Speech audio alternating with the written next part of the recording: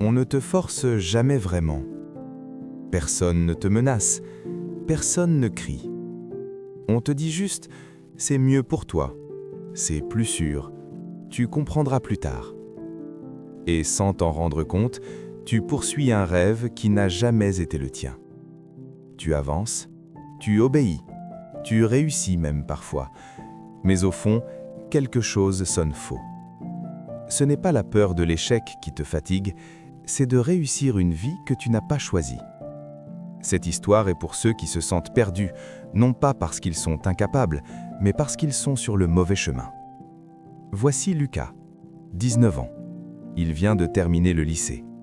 Il vit dans une famille aisée, respectée.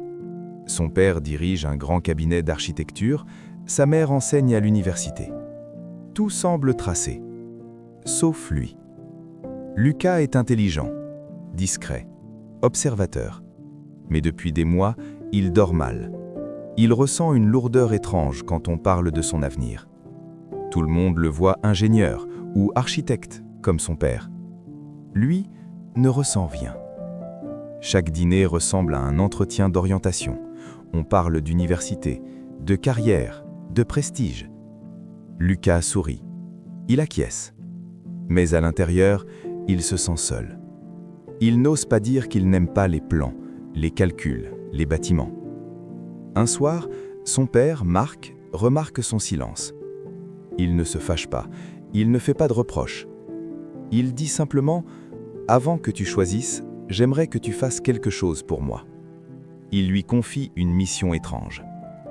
Marc demande à Lucas de rencontrer 3 personnes.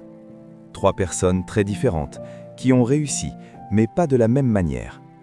Il lui donne 3 adresses et une phrase énigmatique. Demande-leur comment ils ont trouvé leur place. Puis il ajoute « et essaie de comprendre pourquoi on m'appelait autrefois l'homme aux mains brûlées ». La première adresse mène à Claire, une céramiste. Son atelier est petit, mais rempli de lumière. Elle était 36e sur 38 au lycée. Mauvaise en tout, sauf avec ses mains. Elle raconte avoir passé 10 ans à casser plus de pièces qu'elle n'en vendait. Aujourd'hui, ses œuvres s'exportent à l'étranger. Claire lui dit « Je n'ai jamais cherché à être la meilleure partout. J'ai juste accepté d'être moyenne en tout, sauf dans une chose que j'aimais profondément. » Lucas repart troublé. C'était la première fois qu'un adulte parlait de réussite sans mentionner diplôme ou classement.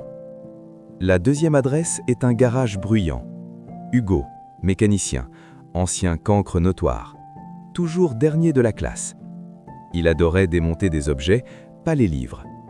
Il a appris seul, raté souvent, persisté toujours. Aujourd'hui, des voitures de collection viennent de toute la région. Hugo regarde Lucas et dit « Le monde n'a pas besoin que tu saches tout. Il a besoin que tu saches très bien faire une chose. Les autres font le reste. » Lucas note cette phrase mentalement. Elle s'imprime. La dernière adresse est une maison ordinaire. Eric, ancien premier de la classe, diplôme prestigieux, connaissances vastes, mais une carrière instable, toujours en transition. Il avoue, sans amertume, « J'ai voulu être excellent partout.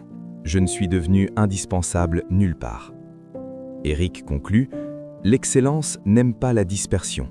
Elle demande de renoncer à beaucoup pour devenir vraiment bon quelque part. » Lucas quitte la maison en silence. Les pièces du puzzle commencent à s'assembler. De retour chez lui, Lucas confronte son père. Il lui demande enfin « Pourquoi t'appelait-on l'homme aux mains brûlées ?» Marc sourit. Marc raconte. Il était dernier de sa classe, rejeté par les professeurs. Mais il aimait construire, physiquement, sous le soleil, les mains couvertes d'ampoules. Il a échoué 10 fois, perdu de l'argent, brûlé ses mains sur le chantier. Mais il n'a jamais abandonné. Marc regarde son fils et dit « Je n'ai jamais voulu que tu me ressembles. Je voulais juste que tu ne t'abandonnes pas. Ce qui m'a sauvé, ce n'est pas le talent, c'est d'avoir écouté ce que j'aimais quand tout le monde me disait d'arrêter. » Lucas comprend enfin. Depuis des années, il passe son temps libre dans des ateliers, des hangars, des lieux oubliés. Il aime restaurer de vieux objets, le bois, le métal. Il n'en avait jamais parlé, par peur. Lucas décide de devenir restaurateur d'objets anciens. Pas par rébellion, par honnêteté. Il commence petit, apprend lentement, doute souvent. Mais pour la première fois, il se sent aligné. Les rêves des autres sont souvent bien intentionnés, mais ils ne sont pas faits pour toi. Ta vie n'a pas besoin d'être impressionnante, elle a besoin d'être sincère. La réussite commence le jour où tu cesses de courir après l'approbation et où tu écoutes enfin ta voix intérieure. Si tu te sens perdu, ce n'est peut-être pas parce que tu manques de talent, mais parce que tu avances sur un chemin qui ne te ressemble pas. Ose être différent, ose être patient, ose être toi.